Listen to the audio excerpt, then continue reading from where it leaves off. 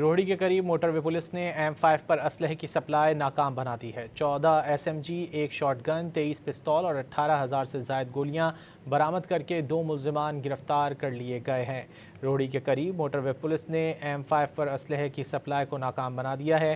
14 SMG، ایک شاٹ گن، 23 پستول اور 18,000 سے زائد گولیاں برآمد کر کے 2 ملزمان کو گرفتار کر لیا گیا ہے۔ روہڑی کے قریب موٹر وے پولیس نے M5 پر اسلحے کی سپلائی کو ناکام بنایا ہے۔ 14 SMG، ایک شاٹ گن، 23 پستول اور 18,000 سے زائد گولیاں برآمد کی گئی ہیں۔ 2 ملزمان گرفتار کر لیے گئے ہیں۔ تعلق پشاور اور کوہاٹ سے ہے، موٹر وے حکام کا یہ بتانا ہے۔ روہڑی کے قریب موٹر وے پولیس کی جانب سے یہ کارروائی عمل میں لائی گئی ہے۔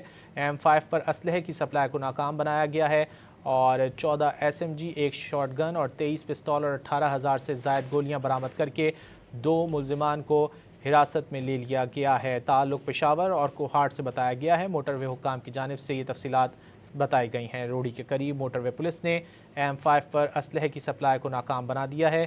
14 SMG، ایک شاٹ گن، 23 پستول اور 18,000 سے زائد گولیاں برآمد کی ہیں۔